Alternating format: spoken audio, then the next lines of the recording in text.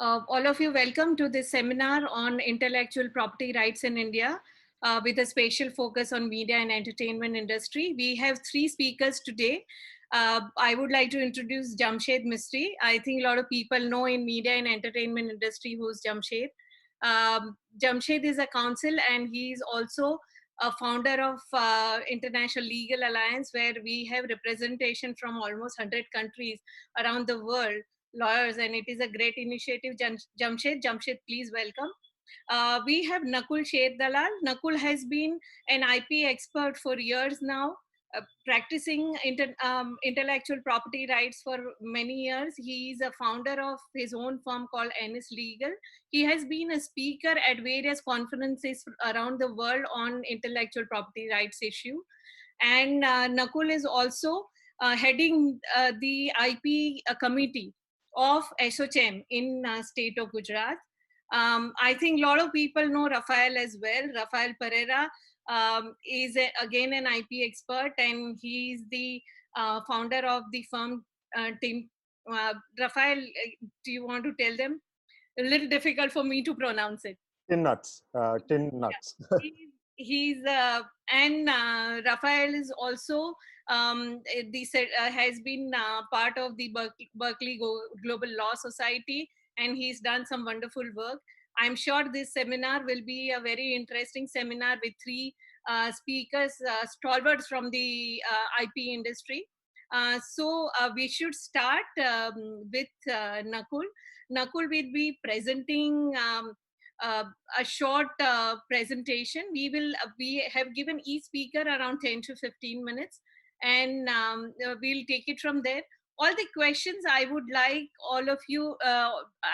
to request all of you that the questions, please put it in the chat box, and we will try to address as many as possible at the end of the talk. Thank you so much. Nakul?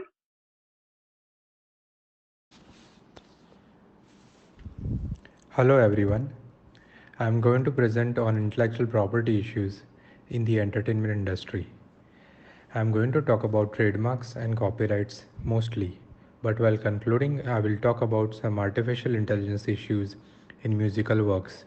So the issues that I am going to discuss are importance of trademarks, moral rights, doctrine of de minimis, dynamic injunctions, case laws in entertainment industries, and trends. So without wasting any more time, let's move on. When it comes to intellectual property, the entertainment industry tends to overlook the importance of trademarks and focus all of their attention on copyright. What is a trademark? In layman's terms, a trademark is a sign which distinguishes the goods and services of one trader from another. Trademarks must always be registered at the relevant trademark office and are a national right. Once registered, the right can last forever, assuming it is properly renewed. One may always accrue a trademark right by its use, and it is not mandatory to register it. However, registering a trademark will always help the brand owner in times when it needs to be enforced or sold. Trademarks in entertainment industry come in various forms. They are mostly related to film show titles, but then there are production houses, celebrities, directors, etc. So if you have a reasonable expectation of a long-term exploitation, a sequel or merchandising opportunities, then registering a trademark of film title could be well worth it. Can we move on to the next slide, please? The merchandising royalties that can be garnered by registering trademark rights with respect to numerous classes of goods and services and then licensing out such numerous rights are enormous. Some of the classes of registration relevant to the film industry are outlined in this slide. Can we have the next slide, please? Content is the king, but the whole IP strategy matters a lot. The whole entertainment industry is based on the element of creativity, and this creativity, when expressed in material form, is called copyright. The copyright usually extends to films, musics, books, story, artistic expressions, among other works. Author is the one who makes the work possible, and the owner is the one who commissions such work to be done for a certain remuneration. Can you have the next slide, please? Let us now look at the case of R.G. Anand versus Deluxe Films, where various important principles were laid down by the Honorable Supreme Court to determine copyright infringement. The first one, there can be no copyright in an idea, subject matter, themes, plots, or historical or legendary facts. The second principle, where the same idea is developed in a different manner, it is manifest that the source being common, similarities are bound to occur. In order to be actionable, the copy must be a substantial and a material one. Third principle, where the reader or the viewer, pursuant to having read or seen both the works, is undoubtedly of the opinion and gets an unmistakable impression that the subsequent work appears to be a copy of the original. Fourth principle, where the theme is the same but is expressed differently so that the ensuing work becomes a new work, no question of infringement of copyright arises. Fifth principle, where there are material dissimilarities which negate the intention to copy the original and the coincidences appearing in two works are clearly circumstantial, then no infringement of copyright is deemed to exist. Can we have the next slide, please? Here, you can clearly see that the posters look similar side by side. However, the umbrella of copyright protection is only limited to the expression, form, arrangement, and the manner in which the idea is represented. Copyright protection does not extend to an idea, subject matter, themes, plots, historical events, or legendary facts. The above original posters could also be a source of inspiration behind the movie poster, but one should also consider the number of distinctions present in both the pictures. So one should not forget that taking an inspiration from an artistic work and the presence of some similarities does not label the work as copied. Can we have the next slide, please? In the case of MRF versus Metro Tire, let us understand the issue of how R.G. Anand case was interpreted by the court. MRF came out with an advertisement which it thought was copied by Metro Tires. MRF filed a complaint with the Advertising Standard Councils of India, and the same council forwarded the complaint of MRF to Metro. On receipt of the complaint, Metro filed a suit to restrain MRF from issuing the threats and restrain the Advertising Council from proceeding with the said complaint. The suit of Metro was dismissed by the court.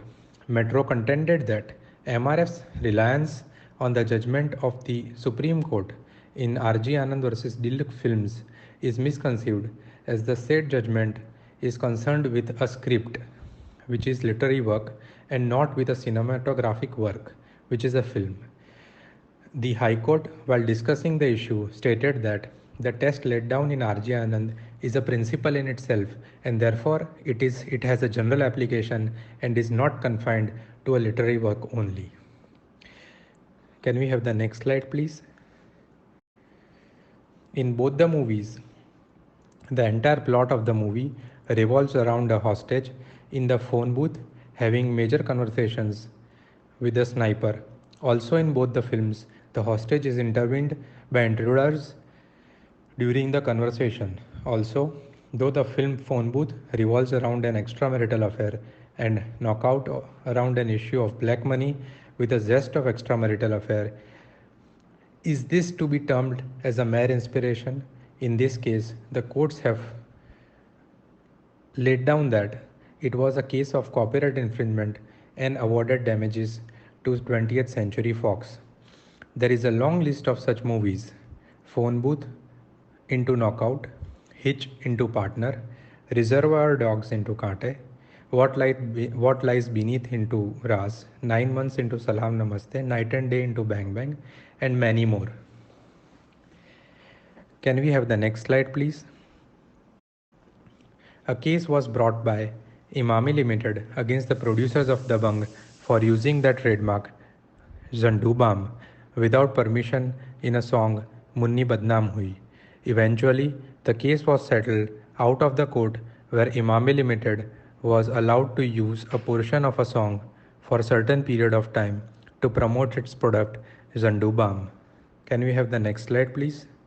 The Bombay High Court ruled in favor of Ram Sampath and held that there was a copyright violation where a jingle belonging to Sampath was used in a music composition of Crazy for movie without his permission. Eventually, after scathing observations of the court, the case was settled and Ram Sampath got rupees 2 crores from the producers, and thereafter the movie was released. Right. So, like I said, it's not about winning or losing, but sometimes you know where the case is going and the matter is settled out of the court, letting the movie to be released, but getting justice in form of monetary compensation for the party is suffering. Can we move on to the next slide, please? So this is one more interesting issue. It's the issue of remake of the song Masakali, which was produced by T Series, and the same record also produced the original Masakali. So A.R. Rahman, composer of the original work, had condemned this remake.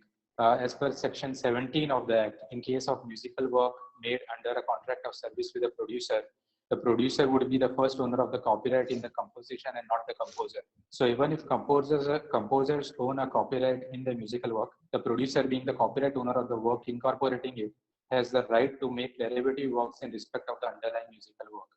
Right? Therefore, the Masakali, when Masakali 2.0 happened, the producers already had a better hand. So can we have the next slide, please?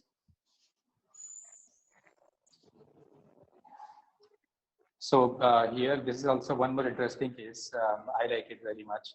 The Delhi High Court, in this case, the Delhi High Court passed an order restraining the owners of the website so and so from using the content from Times of India and Economic Times. So what happened was the owners of this website were displaying newspapers of Times of India and Economic Times before 6 a.m. and also using the trademarks of these newspapers along with the newspapers without the permission of the owners of the newspapers, Bennett and Coleman. And therefore, the order required the website owners to stop using, advertising, promoting, and making available or download any content from Times of India and Economic Times newspapers. Can we have the next slide, please?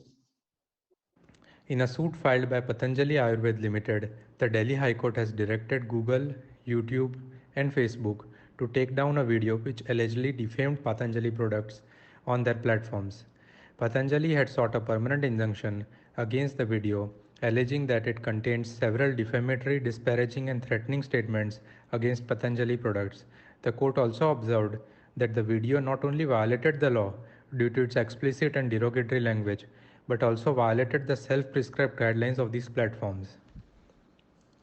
Can we have the next slide, please?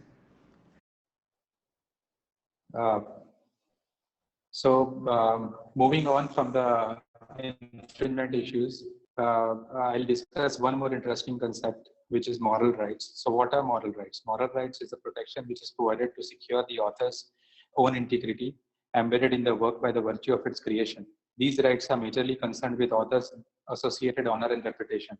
The other issue that I want to deal is the issue of de minimis and why it plays a crucial role nowadays. So what is doctrine of de minimis? De minimis means the law that means basically that the law does not want to concern itself with trifles. Judges like this doctrine because they say that the fair use concept is a bad theoretical fit for tribal violations, which I also agree. Right? I'll give you a few examples in the next slide. Can we have the next slide, please?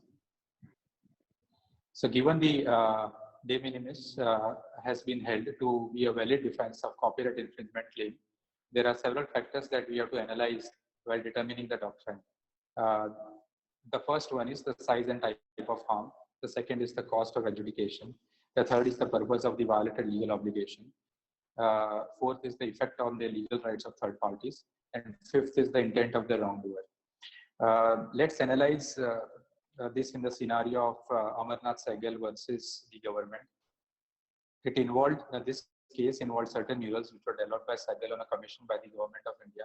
Eventually, due to the renovation of the government building wherein the murals were originally placed, these murals were ripped off the walls and kept in a storage elsewhere. Sehgal was distressed by such destruction, brought in an action against the government and claimed that such an act amounted to an extreme form of mutilation as was prejudicial to his honor and reputation. The court decided in favor of Sehgal and went on to hold the rights of paternity and integrity to be essential elements of the moral rights jurisprudence. One more case, which is the Raj Rewal case versus the government, where Raj Rewal is a renowned architect in India. Two buildings, Hall of Nations and Nehru Pavilion, designed by Raj, were proposed to be demolished by the Indian Trade Promotional Council and were consequently demolished. Agreed by this, Raj brought a suit against the government and the Indian Trade Promotional Council. The court relied on Article 300A, which mandates that no person shall be deprived of his property. The court also stated that Act permits the owner of a building embodying an architectural work to make or authorize the making of such alterations to such building and destroy or authorize the destruction of such building, and the owner cannot be forced to keep the same design just because the author has the copyright of the structure, right? So because the author of some author who has a copyright of some sort of structure wants to preserve that structure and does not want the building to be destroyed, the court went against it, and the court said the owner of the building has all the right to pull the building down or make renovations as he may fit to protect the building. Right? Can we have the next slide, please? So this is also a case which explains meager use very well. Here in this movie, Mr. Anupam Kher spoke a dialogue which was Mere Sapno Ki Rani Kab Aayegi Tu, which are also lyrics of a very well-known song. The owners of the song brought a suit against the producers of the Special 26 movie, and the court basically ruled that it's a very small issue and the meager use of lyrics will not qualify as a copyright infringement, right? So the court ruled in favor of the defendant. Can you have the next slide, please? So let's now understand the issue of dynamic injunctions among various other aspects. U2V Software Communications Limited, who is engaged in creating content, producing and distributing cinematographic films around the world, including in India, brought a case against 30 websites and various internet service providers. The court observed many important points, like there is no logical reason why a crime in physical world is not a crime in digital world, especially when the Copyright Act does not make any such distinction. The court clarified that rogue websites are those which primarily or predominantly share infringing content. The court held that requiring the copyright owner to identify each infringing content would place too much a burden on copyright owners, particularly in instances where these websites can easily change the URL which has been taken down or blocked. So the court was of the view to extend website blocking injunctions beyond those specified in the court order to those websites which are mirror, alphanumeric or redirected websites. And that basically that blanket which the court created is known as dynamic injunction, right? Can we move on to the next slide, please? I think we are in AI already. Okay, so I think the one before that. Nakul, we are a little short of time, so you'll have to wrap it up. Yeah, sure. So just give me 2 more minutes. So scriptwriter versus producer, I'll skip. Indemnity bonds is something which is in trend nowadays, where producer is making the music composer sign indemnity bonds basically to save himself, that the music which is composed is not pirated, right? Moving on to AI, I'll give you a very quick example. Oxman is a startup engaged in making music through artificial intelligence artists like Yona, Moni, Gemini, Hexa, and Zoya. Oxman plans to put out a new full-length album featuring artificial intelligence artists every month. The human musical artists, you'll be shocked to know, manage to release just 1 or 2 albums every year. So when machines make music, it's faster, versatile, and cheap. But why try and create AI-generated music at all? After all, the real commercial purpose of AI was to make the dull, dirty, and dangerous jobs that humans didn't want to do easier, right? So the question is the AI music creative, and who owns such works?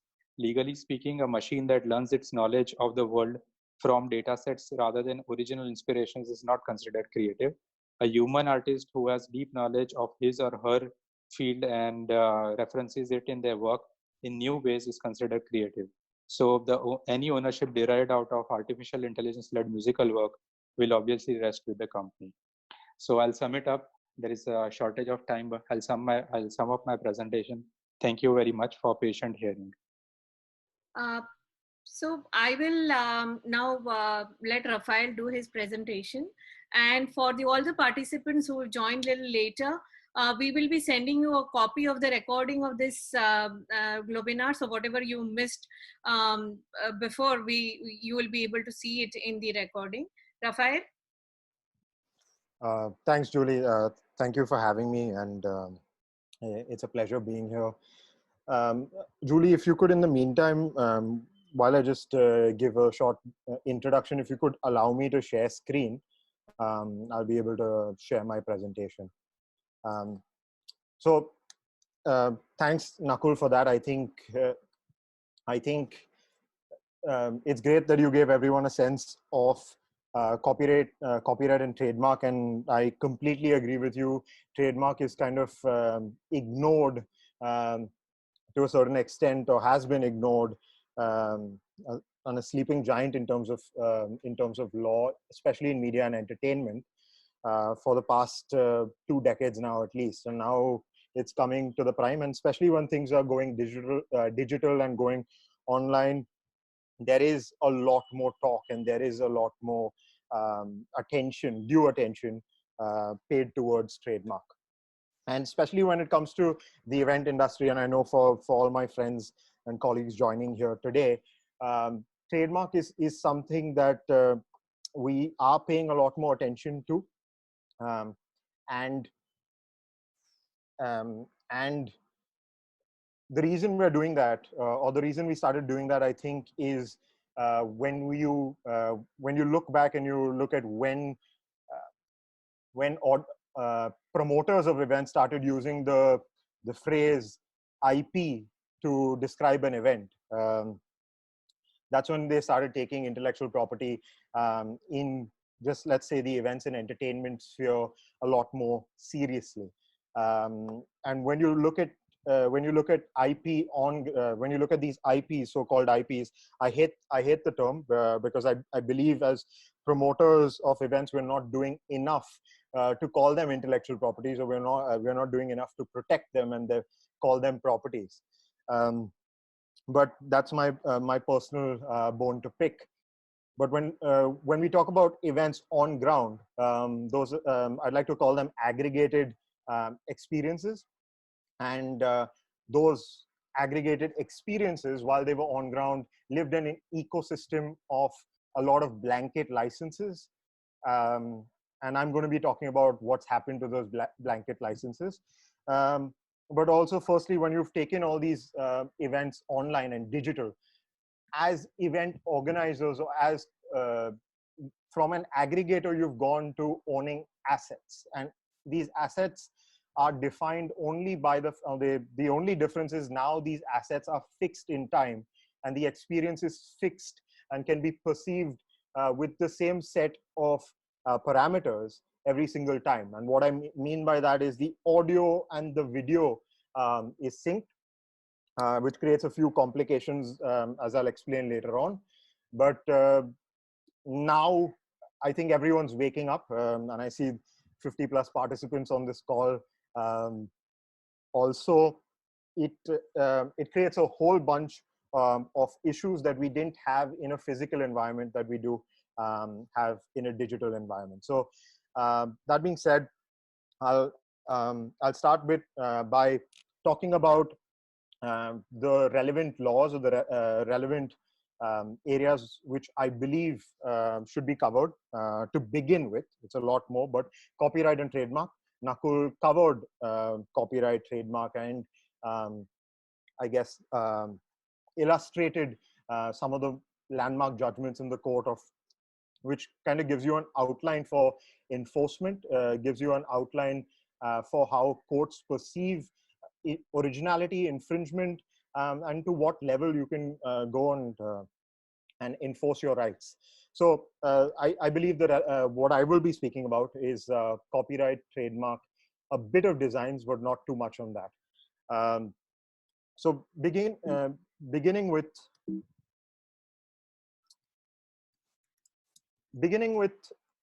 licensing.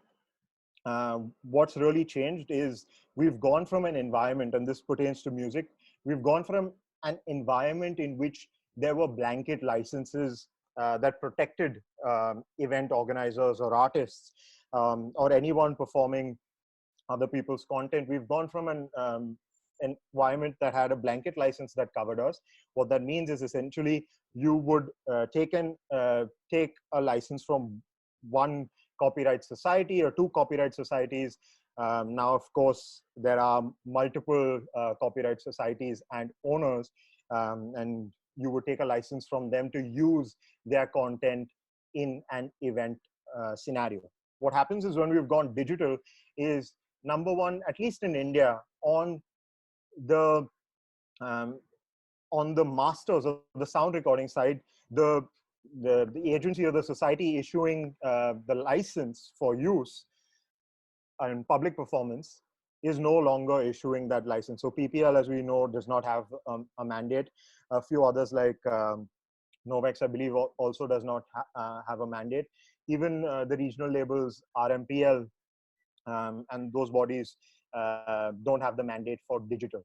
And this goes back to really how internet or the web was perceived by the parent body for the master side societies or CMOs, collective management organizations, were kind of structured. If you look at IFPI, which is responsible for the sound recording side, the way IFPI looked at the internet and the mandates that societies like even PPL in the UK took under it were perceived the internet and digital very differently. And we're still working with a 15 to 20-year-old framework. So today, now these next few slides are from the perspective of, if you're going to produce an event, or if you're going to do anything from a Zoom webinar to a Facebook live session, you're just going to turn on your camera and go live. You need to clear every single work that will be used and featured in that scenario for use and for streaming or for digital broadcast, digicast, and whatever you may be doing. So firstly, I'll deal with, and this is all from the view of the works to be used. So firstly, I'll deal with music, and within music, literary works, which is your lyrics. Your lyrics by themselves are literary works according to the copyright. Musical work, the composition, and sound recordings, or as we call them, masters. So when you're dealing with music on the master side, you need to consider getting a master's license. So if you have artists who, let's say, for example, DJs, DJs are playing or using sound recordings themselves, and although they may be mixing or performing live, they are using a sound recording. So in most cases, DJs need a master's license. If they own their own content, great. That's always the best. But I've dealt with a couple of complaints over the past few days that these new tariff schemes are kind of killing the industry. Well, if you're using, my opinion on that is, if you're using someone else's content, they should receive some kind of benefit from it, some kind of revenue from it.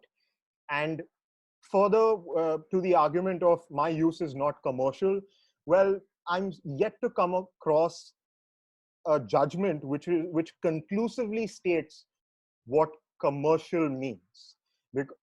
And maybe Nakul, you have a case law on this, but from my readings, what I've seen is commercial benefit. It could be indirectly or directly linked. That means even if you're doing a gig that is free, you're doing a stream that is free on your website, on your Facebook page, or wherever else you're doing it, if there is future gain linked to that Facebook page or linked to what you're doing, you should take a license, and you need a license.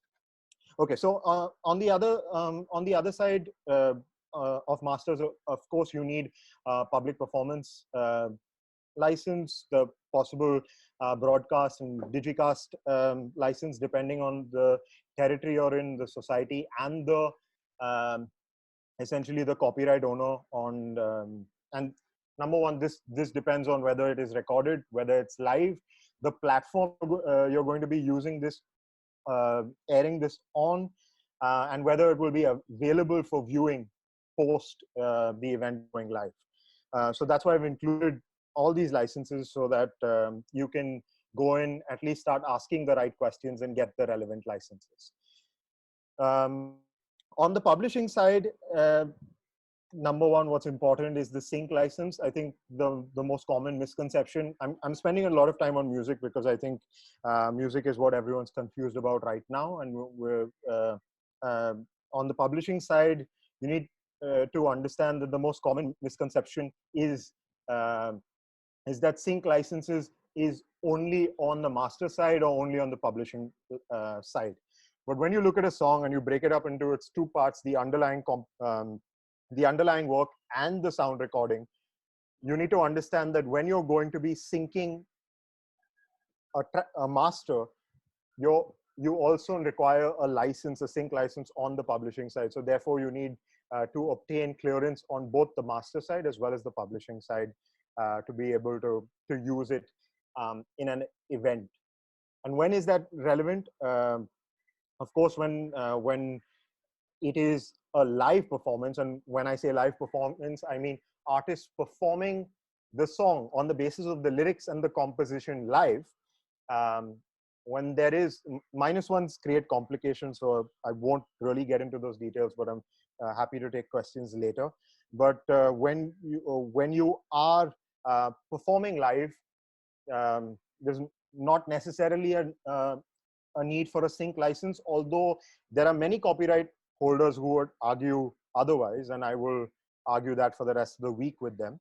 But I don't believe you need a sync license because it is, if it is live, it is not necessarily going to be fixed in time. And I will give you my $1 million argument for why it's not a sync here, is because just like when you couldn't hear Nakul while he was presenting on a platform like Zoom, you could still see the visuals. So that tells you that the audio and the video in a platform like this is not synced, and it is not synced in time, and therefore it's not fixated. So you don't necessarily need a sync license. Gosh, I feel like I'm rambling. And of course, on the publishing side, the public performance, that's what you need, and that's what an IPRS will grant you. I'll answer maybe later through questions on what IPRS and what other societies represent and catalog like that. But this is just to give you enough of information to start asking the right questions. It's a complete mindset change from on-ground events to live events. And that is why I think it's necessary for you to start asking the right questions and start asking the copyright holder for licenses. Okay, so the next is on literary works, and now I'll move faster. You need to consider if you're going to be reading out a poem, a book, or anything that is more than a paragraph or 3 lines or a paragraph, which is considered a literary work by the Copyright Act and the Copyright Office. You need to make sure, number one, if this is going to be you may need an adaptation license if the work has been translated by another author and you're going to be performing the reading out or performing the translation. You need to make sure that you get a license for adaptation, or you get a license for public performance, broadcast, digicast, and especially if it is a work in another language and you're going to be translating that work live for the very first time, you also need a translation license. That's with regards to books and stories. When you talk about scripts, dialogues, monologues, what you really need there is a public performance license. So remember, it's not okay for you to open a book and start reading from that book online, even if it's for your friends or if it is for a party or for your followers on your page. Because and it is an even bigger problem if there is a recording or if that work, your performance can be accessed later. Because what happens then is that recording makes that work an adaptation of the original literary work. And authors will simply not allow it. And if depending on on how litigious the author is, you could find yourself in a lot of trouble.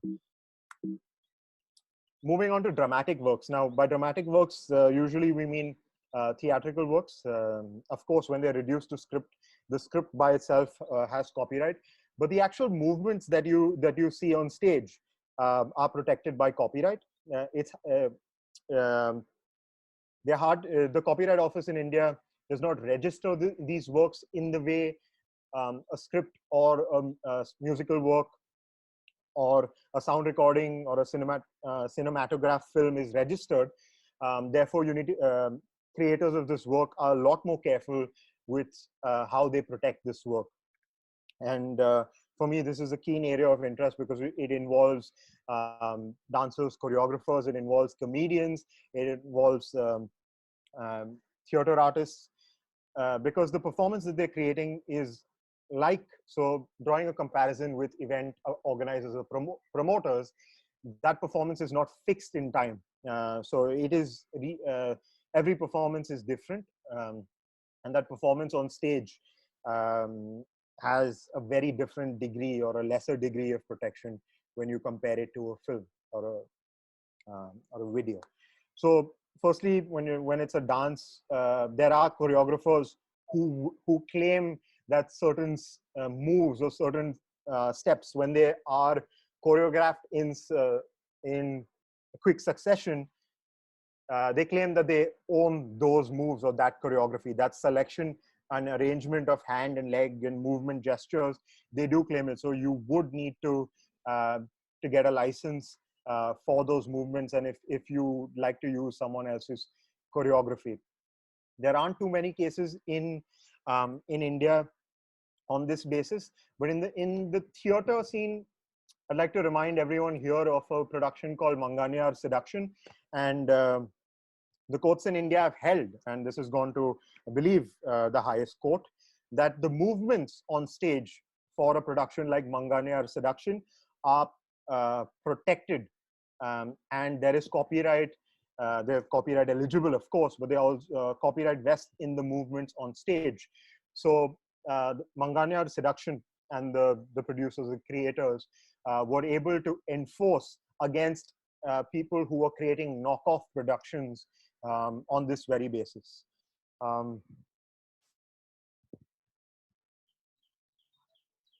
Sorry. And again, of course, when you are taking a play and which is performed live, it's going to be accessible to people later. Again, you would require an adaptation license, because what was originally not fixed in a medium is now being fixed by you, and people can view it at any particular time. There are big agencies like Samuel French that license out scripts, license out particular works. Everything from a high school play to a Broadway musical is licensed out by these agencies. So it's not like this isn't available, or you can't contact someone to figure out who owns the rights. There are multiple publishers who have their entire catalog represented on their websites. It's all about asking questions and reaching out. And remember, ignorance of the law is never an excuse and not an excuse. So you can never go to a copyright holder or before a court, claim that you did not know you needed a license or that something was protected by copyright. The onus is on you to firstly ask whether you can use such a thing. So seek permission is my advice. I'll come to the last three types of works. Artistic works and cinematograph works. Artistic works will deal with visual art and photographs. In my background right there is a photograph, and you can all see it. To an extent, I need a license from the photographer who's taken that photograph, as well as I mean the owner of that photograph. And if the photographer is the owner of that photograph, I need a license for that to be featured in my background. So everyone going live with these amazing movie posters and paintings to just give your audience a great background. Remember, you also need licenses there. and you need a license for use from the copyright holder. And that goes for paintings, sculptures, murals, graphic designs, visual sets. I know there are a lot of sample visual sets that that VJs distribute and allow you to use. But depending on where they've collected those samples and what they've used there, you need to make sure you have the appropriate license. Finally, for cinematograph films, this goes for all of you doing webinars, doing presentations. Remember when it's educational, we don't really have the fair, there's a difference between fair use in the US and fair dealing in India under the Copyright Act. And the major difference is the freedom of speech is the biggest difference when you're commenting on a work, you're parodying a work, or you're using a work and featuring it in your work in the US. In India, a critique, reporting of news and current events and relevant information is allowed to an extent for the purposes of education and disseminating knowledge that comes under fair dealing. But remember, the moment you start, remember, publishers of books also go after institutes and students alike for pirated copies of their books. So, making a photocopy of a textbook and distributing it in your class or using that as your material is not permitted. If you're making a comment on a work, you're reviewing a work, it's a very different thing. If you're educating your class on certain works and certain cases, it's very different. That comes under fair dealing. But for webinars where you're charging people, where people are paying to see your work, the copyright holder also has a right, and it is your duty to compensate them for use of their work and for featuring their work, especially when a lot of reliance or their work is the focal point of what you're presenting. So any videos, cinematograph films used in your presentations, pictures used in your presentations, etc. Of course, comes with a caveat, depends on the facts of the use and a case-by-case basis. You would have to, in my opinion, get a license to use that. I think I've exceeded my time, Julie, but I can take up. Very interesting. I can take up. So I was going to cover music and what a song consists of and things like that. So what we will do is that we will let Jamshed finish first, and then if the time allows, then you can sort of continue from where you left off. Sure. All right. Okay. Sure. Thank you, everyone. Over to Jamshed. Thank you. So I'm going to go old school. I'm not going to have any presentation, nothing. I'm just going to talk. I think that's fine, because I'm from that era where, and I must go back and tell you, many years ago when we did we were college students, we did an inter-college fashion competition, and we had no idea what it was, and we decided that it is going to be called Catwalk the Competition.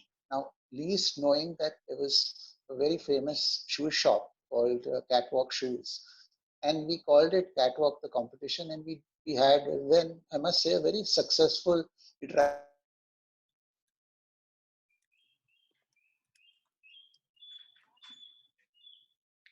Jamshed, your voice is gone.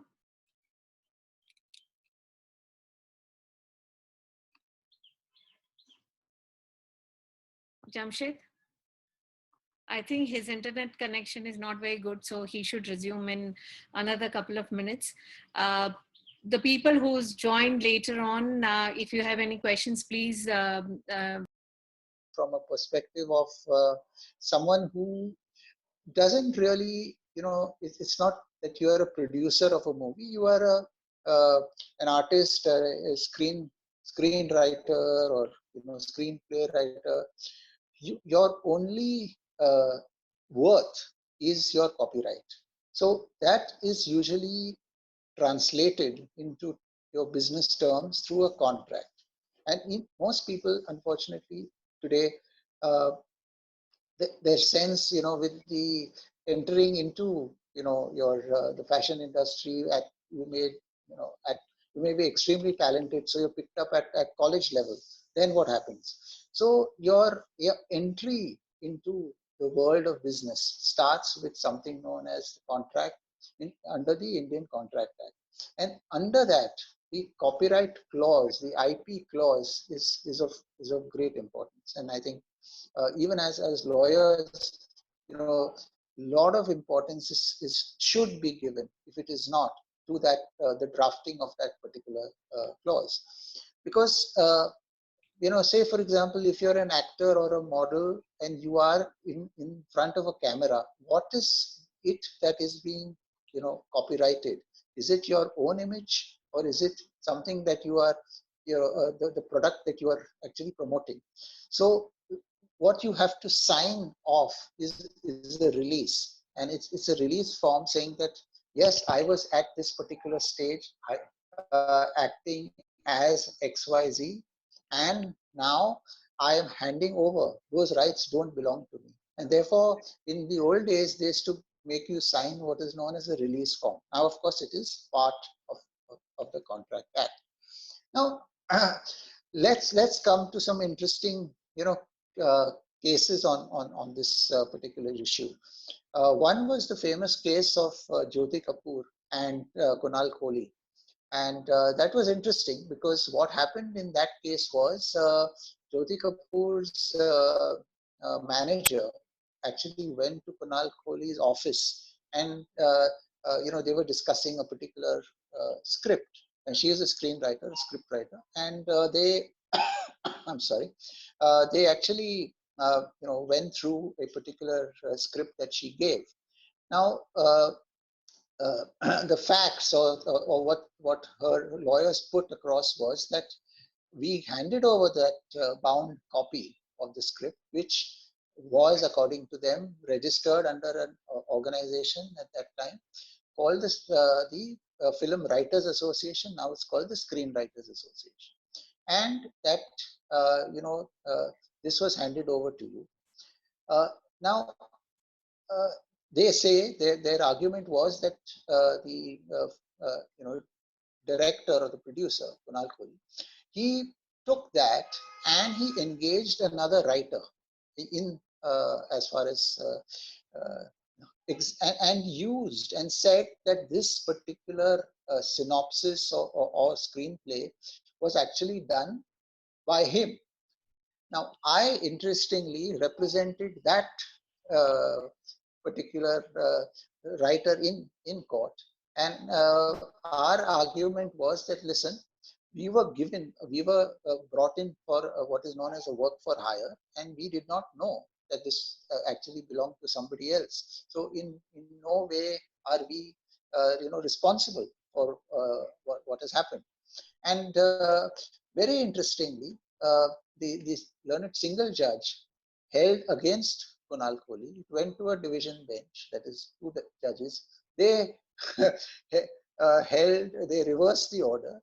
It finally went to the Supreme Court, and then, as Nakul said, as most of these cases, it was finally settled, but giving Jyoti Kapoor most important what a writer requires, that is credit, number one, and some financial consideration. And they found via media and ensured that both the client that I was representing and Jyoti Kapoor were given adequate credit. Now, the best part was what happened as a result of that. The movie didn't just come out.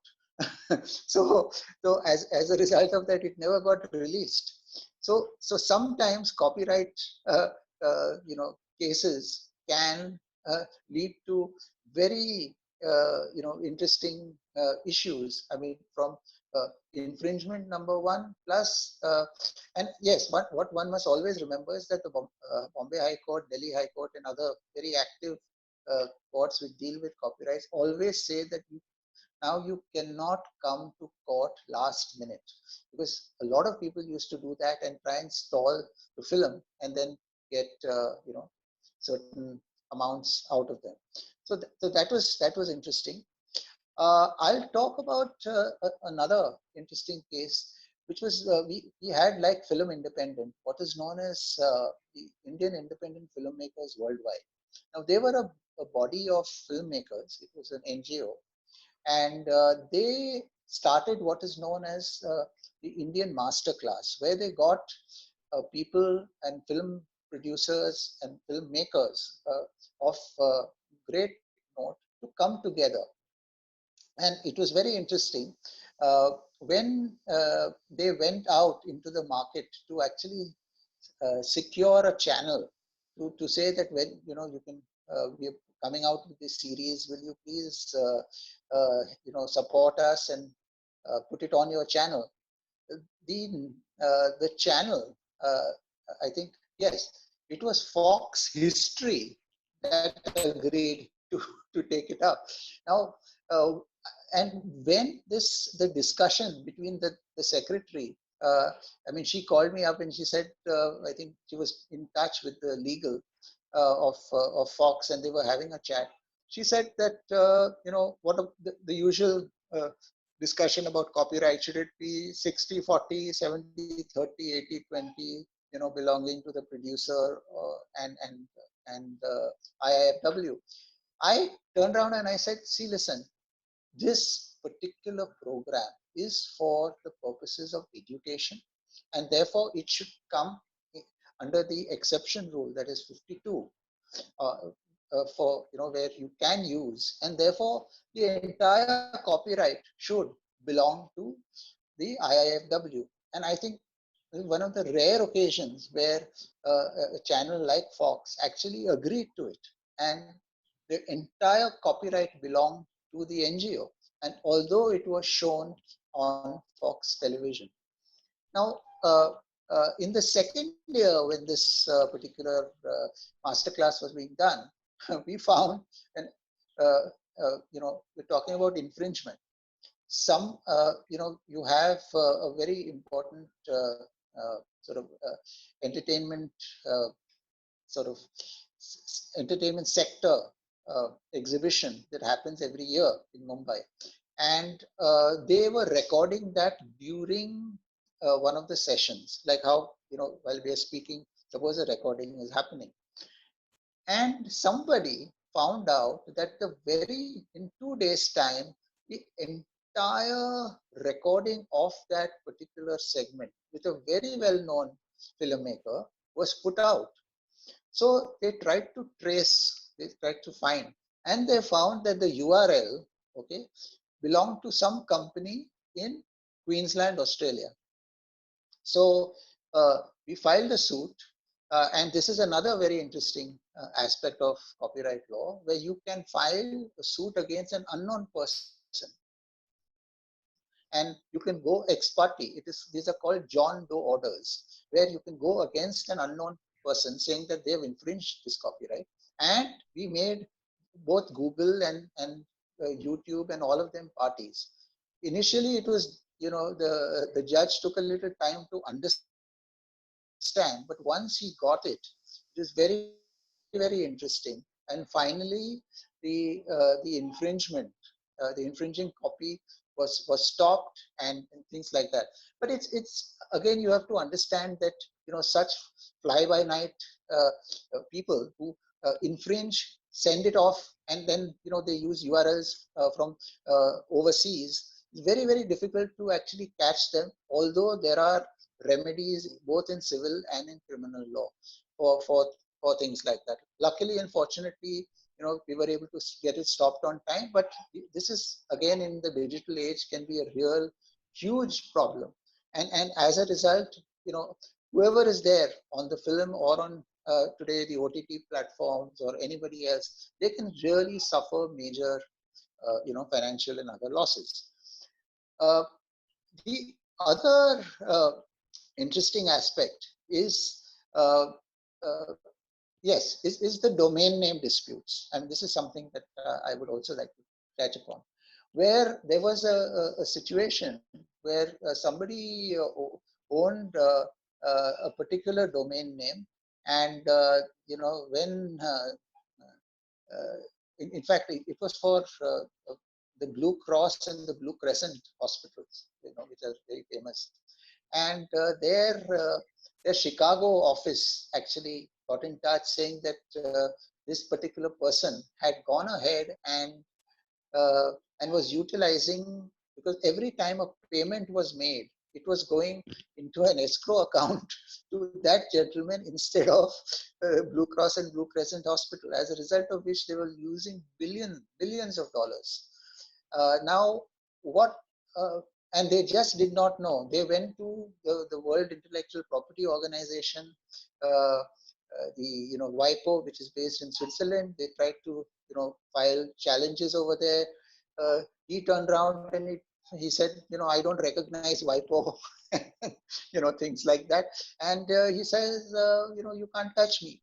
Now, fortunately for the hospitals, this particular person, through a power of attorney, filed the suit in the Bombay High Court, trying to restrain the local arm of Blue Cross Hospital.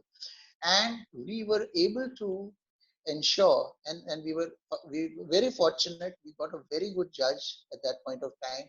He understood the matter, and we forced this particular infringer, squatter, to not only agree and sort of get his domain name back, but also to settle with them worldwide, thereby saving such a lot of money for such an important organization like a hospital.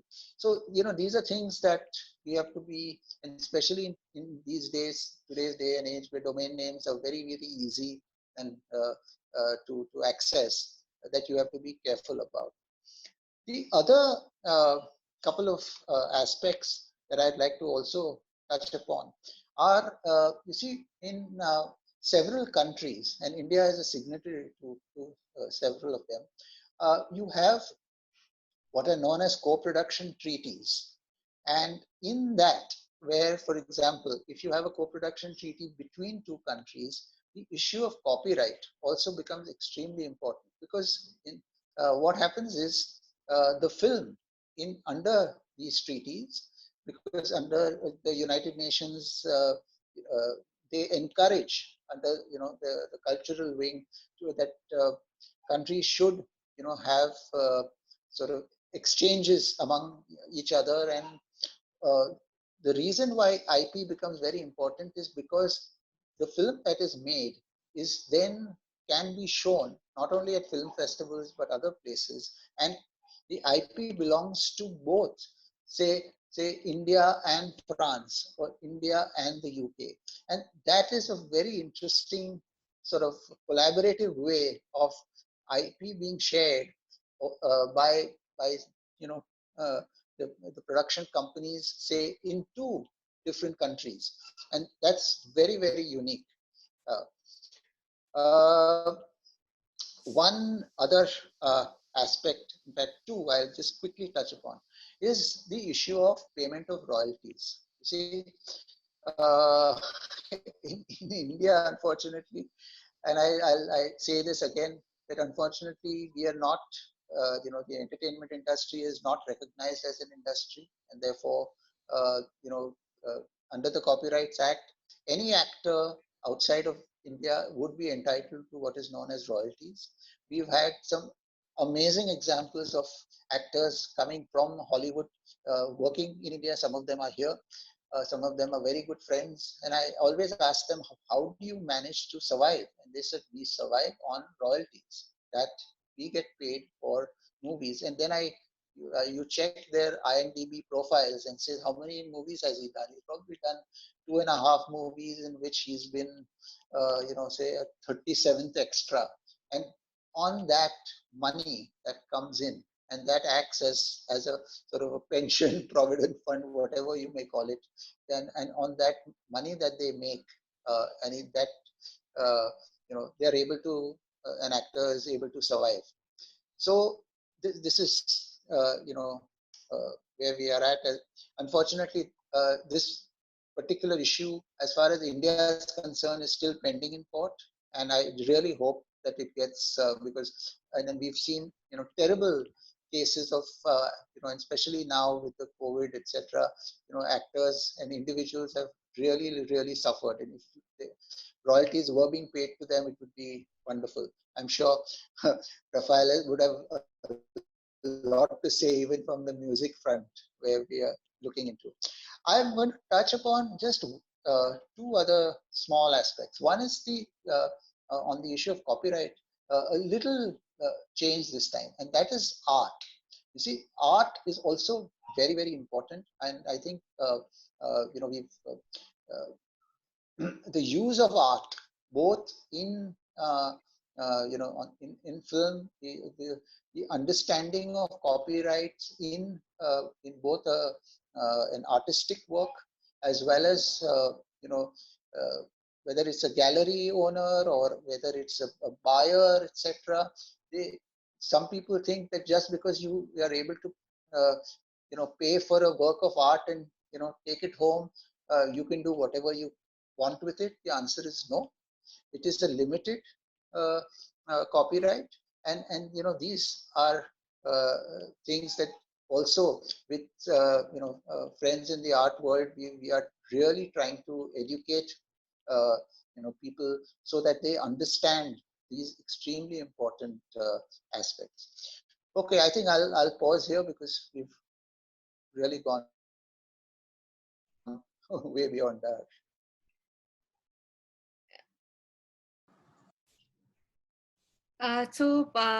For our viewers, Rafael, do you think we have some time to take questions? I understand that you've been answering some of the questions online in a chat box, but do you think we have time? Well, I'm okay for time. So if, all right. So if anybody, I think we'll have to unmute them to for them to ask the questions. I think they can unmute themselves. I've allowed. All right. Okay. So any more questions except for Sunit? I think his question has already been answered by Rafael. Yeah, so essentially, I think Sumit is asking about participation of sports marathons. See, Sumit, firstly, when it comes to sports, sports by themselves as a sport is not. There have been a few cases for newer sports, but a sport being functional in nature is not copyright eligible, or copyright does not subsist in the playing of a sport, because sports, I think the arguments of sports follow certain rules, and the canvas is already painted, and they're doing it within those rules. They have to perform within those rules, and therefore there is a lot of there is an element of functionality and instruction and discipline there, and therefore sports I mean, most sports are not copyright eligible. Where copyright does exist is in the recording of that sport, in the broadcasting of that particular event, and that is where the real monetization is, and that is where most of the litigation and the action happens most of the time. Rafael, there is another question. Sorry, Julie, just one more on the sports issue. There is a very interesting petition which is still pending on the question of whether entertainment duty was payable on participative sports or not. Of course, now we have GST, but this issue is actually pending in the Bombay High Court. Okay. If for the viewers, can you mention which are the parties to this case? So if they want to follow that. Sure, I know one of the parties is what is known as Drishti Adventure Sports, because they had started, sort of boating and sailing off the coast of Mumbai from Chowpatty, and the authorities, the collector had filed saying that you have to pay entertainment duty on that, on every single ride. And they said no. I mean, at the end of the day, if someone is participating and sailing on their own, I mean, like it was very interesting that will you be paying entertainment tax on gully cricket, for example? So good, great arguments. So of course the petition is admitted, and still I don't know when it will get heard. Okay. I think there is another question from Ankur. I think I'll let one of you answer that.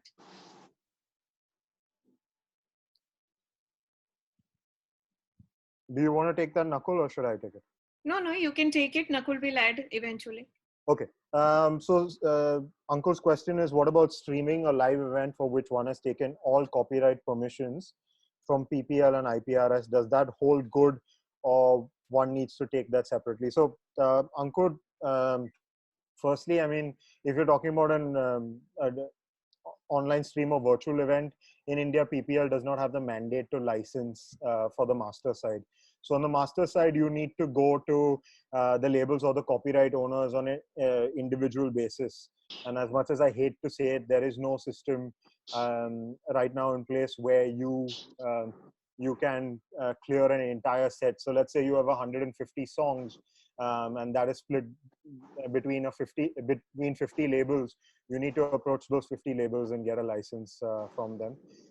For the master side, IPRS takes care of the underlying works. The publishing side, it's the Author Composer Society. IPRS, while it was an on-ground, I mean, for on-ground events, would collect a fee for underlying works.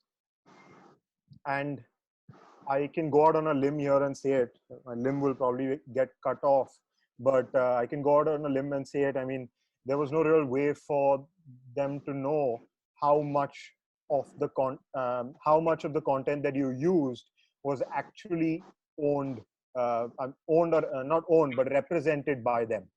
So that is, and that is an issue that will go into the online space as well. There are many works that are not registered with these societies.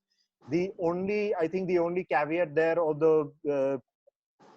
the checks and balance there, is that IPRS as a society allows for author composers and publishers who have not registered with them, and who, on behalf of whom they've collected money, they allow them 3 years to register and then collect that money from them. So they hold that money for 3 years, beyond which that money goes into the general pot and then goes to all the big villains, let's say. So, Jamshed, Nakul, do you want to add something to what Rafael said? No, it's almost said everything, so it's fine.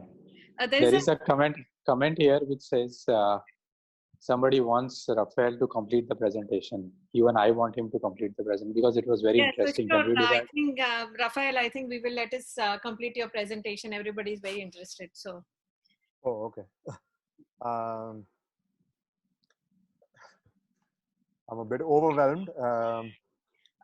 Before we go to Rafael's presentation, there was another question, Rafael, if somebody answers that before. Very interesting question. That's a reason, I thought that, that's something even I would be interested in knowing. So. The one relating to dance? Yes, and the online platform. He's talking about the Facebook, the social media platforms. So essentially, this is what I've been battling with for the past 2 months now.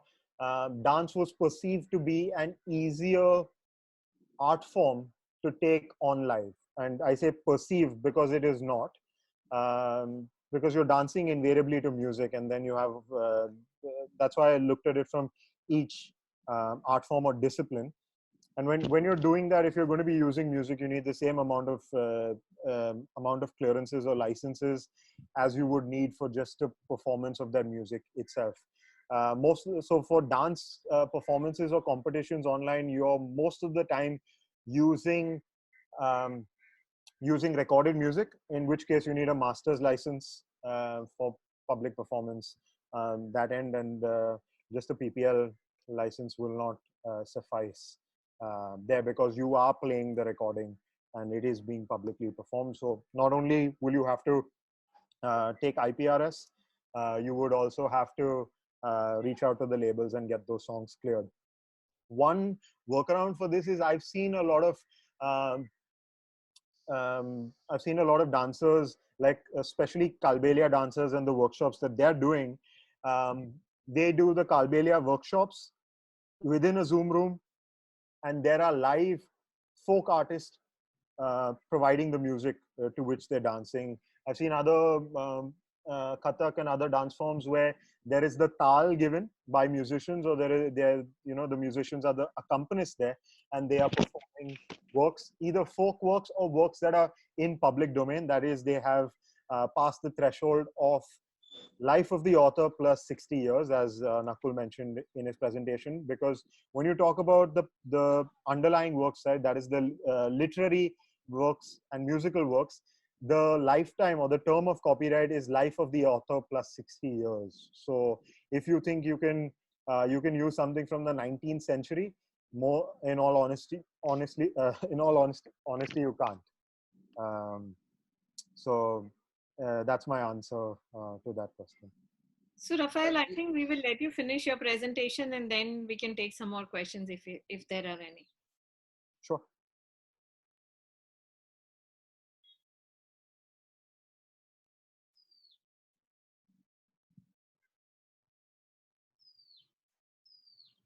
Okay, so one taking off from what Jamshed said, and one thing that that I'd like to touch about is this whole royalty structure, or this kind of rights clearance structure that we have in India. If you think about a song, especially for music, and Jamshed spoke about it from the film point of view. Let's talk about performers specifically. Now, the performer's right has existed for decades now. It's just that municipal systems, and it's not just India. Okay, so let's set the record straight. It's not just India. We've not given effect or paid enough importance to the performer's right. So right now, if you look at my screen, and I've divided a song into two parts: lyrics and music. Lyrics and music and the recording. If you and now you look at this slide, and you need to get clearance from the artist or the publisher, the record label, or the publisher to use the music. One person, and I've left it out of this slide, but it needs to be mentioned and stated on the record, is the performer. And by performer, I don't just mean vocalists. It's also those musicians, those sessions musicians that were involved in the recording or in the performance which was recorded, and they are eligible for royalties, and you need to take clearances on that side also. And I know I've given all of you enough nightmares for the number of clearances that you need to take, but I think it's more than worth mentioning that you need to also get clearances from the performers. But, and here's the saving grace, most of the time the copyright owner on the master side, now this could be the master on the for an audio work or a video work, so a cinematograph film or a video, gets a release for those rights, or for having to take permissions, and the producer in the case of a film or a video will be able to give you all the rights and licenses you need to publicly display that work or publicly perform that work when it comes to a film. And therefore you don't need to go to 10 actors and the 3,000 extras to get a license or to get permission to publicly perform or publicly display that work. Imagine what that would be like for a movie like Troy, where the extras were in the thousands. But you can get this from the producer. It's just that at the back end, in ecosystems outside of India, royalties are paid, and sometimes the royalties are paid through the studios directly, or they're paid through unions. And I can't think of the other European unions, but the overarching body for performers, especially for actors, is FIA. In India, the affiliated body for FIA is CINTA, Sinta does a lot of great work, but I believe we've not reached the stage where Sinta as a body is collecting royalties from the studios, from the producers, and then passing it on to their artists. And in India, the studios aren't paying artists royalties, or at least a majority of the artists aren't receiving royalties. I mean, the big stars may have separate arrangements for that, but majority of the artists aren't receiving royalties for those whenever that film is being streamed, or whenever that film is being telecasted or broadcasted. So performers, when it comes to music, in India, there is an organization called ISRA. ISRA collects, ISRA, in fact, for everyone listening, ISRA was the first society, the first copyright society to get copyright society status and recognition from the government after the Copyright Act was amended in 2013. So it wasn't even IPRS, or it was ISRA that was the first society that got copyright, was recognized as a copyright society. What that does is it really helps, changes the framework. It shows that now we're compliant with as in from a legal municipal law, that is the laws of India perspective, we are compliant with the international treaties that we've signed, but no one is paying ISRA. So like in the question in the chats, no one spoke about performers, or no one asked questions about should we take an ISRA license. So it shows that although this is a right recognized on paper, there has not been a mindset change at all for us to start acknowledging these performers, these singers, and these musicians whose performance has been recorded and been distributed. In other countries around the world, these royalties are the real pensions of these artists. For example, in the US, AFM and SAG-AFTRA collects an amount of 5% from a sound exchange, and then distributes it to all these artists and musicians, musicians, and they live off of it. And I think that's also probably why their emergency relief funds, or their relief funds, their unemployment funds, are larger than the collection sometimes that we have in these societies in India. And I'm smiling while saying that because it's disgraceful, but but it's the truth. The short answer to all of your questions is yes, you need the permission of the copyright owner for live streams. What happens when you don't have this permission is that there are takedowns. There are strike offs. Your content gets muted on certain platforms. You get blocked on certain platforms. Your accounts get blocked. You're not able to upload content on these platforms. And then, of course, outside of this entire platform ecosystem, because everything I mentioned, takedowns, strikes, muting, suspensions, is on the platform and in the digital world. In the real world, what will happen is lawsuits and prosecutions. As Jamshed mentioned, there is civil and criminal relief. That is, there are remedies available to the copyright holder for them to seek and make use of.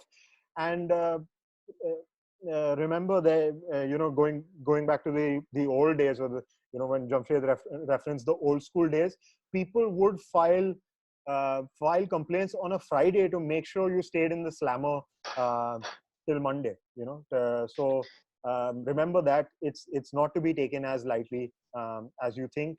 I'm not going to talk about liquidated damages, but one thing I will mention is, and it's important to note for everyone, is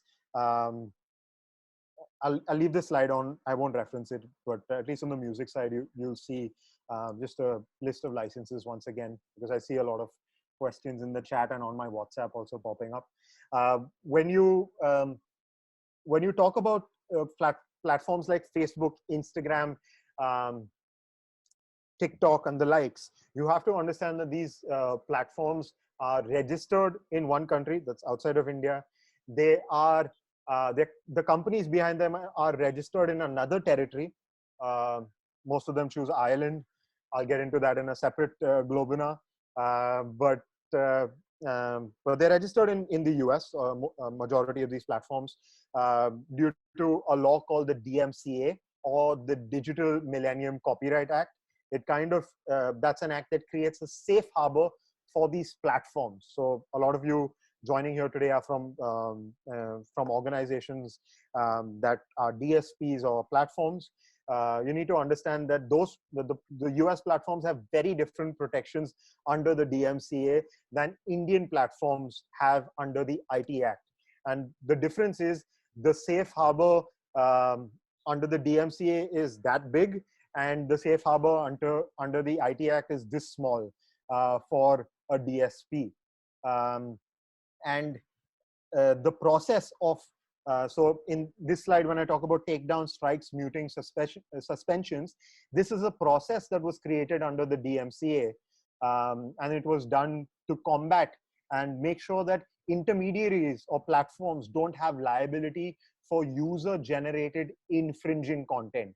But in India, it's a different story. We do hold copyright owners, and the law perceives intermediaries and platforms liable for hosting infringing content. So remember, it's not just the person who uploads the content, but if it is a platform, so even if it's a website that you own, or it's it is a party that you have, you're going to be equally responsible for those infringements. And we don't have as much of a safe harbor. That being said, it is advisable to use some of these platforms when you're dealing with international content, because they will first take these steps with a caveat. They can go ahead and just send you a notice and sue you. But with these platforms like Facebook, YouTube, Instagram, when you're using international content, they will go through this channel of takedown, strikes, and then finally, of course, send you a notice or slide into your DMs and say, hey, we're going to sue you. But platforms proactively, and if you're wondering why your content is being muted, they're suspending your accounts, they're blocking your accounts, or you're not, they're not allowing you to upload content, is because platforms, in response to litigation in UK, in France, in Germany, in Australia and the US, have had to proactively take measures, create systems like YouTube has its content ID system. So, and why that was created is because as a platform, you can't the argument was you can't expect number one, a copyright holder to be on guard 24/7 to watch out for where their content is used, and then request takedowns and strike-offs of that content. They want so the platforms to be a little proactive. So YouTube created an opt-in policy wherein, and I know we're digressing a bit from online events and we're talking about the platforms that host these events, but I think it's better for you to know this. YouTube created a system which was an opt-in policy. Copyright holders could go in and deliver their content onto their databases, and then if a user or user-generated content was uploaded onto a platform like YouTube and it matched that that database, YouTube would automatically either take it down or mute it, or send the copyright owner a notification that this has been used, allowing the copyright owner to do one of three things: take it down. This is a backdoor method. It is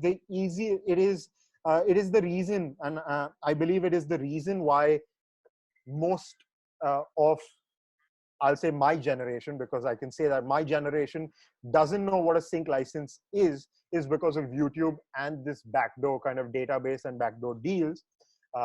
We don't know what a sync license is because YouTube offers the copyright owner the right to essentially, number one, take down the work, strike it off, or leave it on, or leave it on, but take or claim all the monetization from that particular work.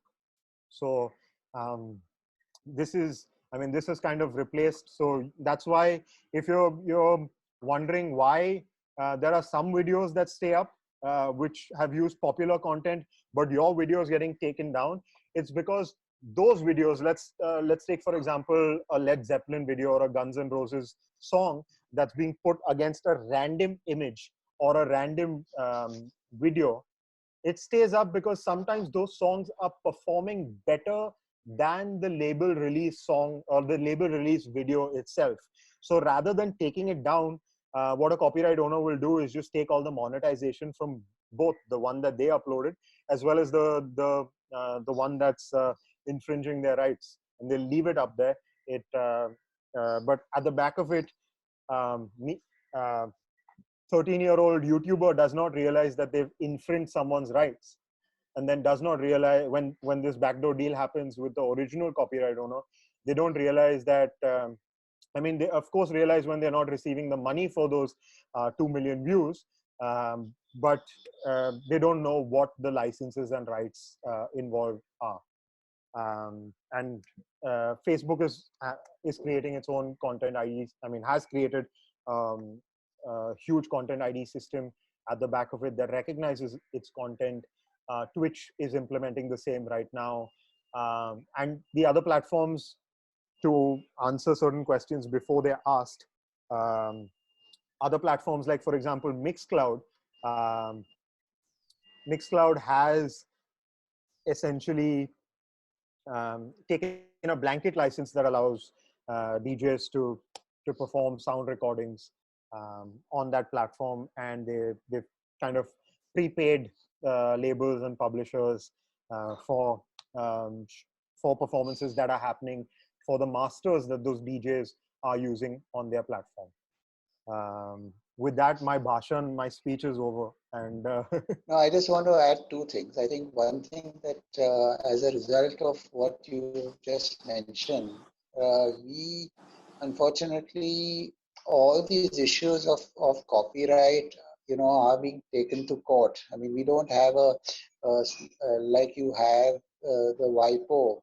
There isn't an international body which takes care of the, the individual, sort of whatever is done through a district court or the high court, under the Copyrights Act. I think that is something that, especially now that everything has gone international, and therefore each system and each sort of channel is finding a sort of a hybrid system of trying to find ways of controlling piracy in that sense. I mean, it would make a lot of sense to use today, what is known as online dispute resolution, which is now available and is much cheaper than. But there are a lot of including companies which turn around and say no, we would, for a copyright infringement, and then, well, the law unfortunately is still in India ensures that you have to go to civil or and of course criminal offense is criminal offense. There can't be any substitution for that. So I think this is a change that is very necessary now. I think we have another question from Ishani, if we want to sort of address that.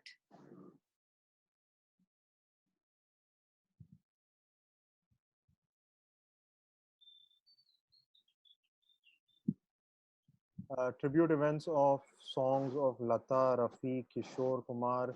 Want to stream it either live on BMS streaming platform or give us pre-recorded videos. They're claiming they don't need IPRS or label license.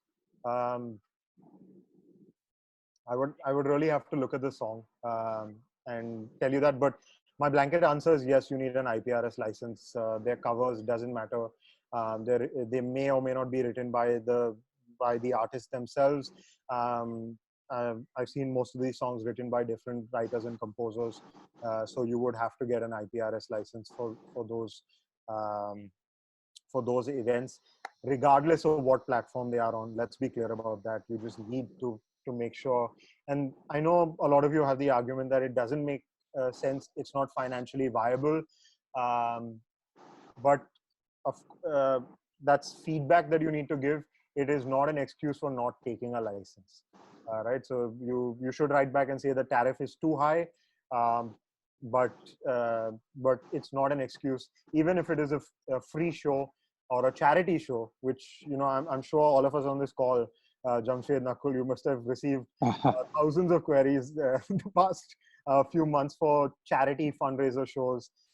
Look, as long as there's, especially in the case of charity fundraiser shows, you're raising money on the back of those works. So you can't say it's not commercial. It's just that the money is not going to the artist or to the organizer, but it is going somewhere. In that case, my answer to you would be to write to the PROs, the copyright societies, and the copyright owners, and mention the same reasons, but to get and ask for a discounted license. But my simple answer is you would definitely need that.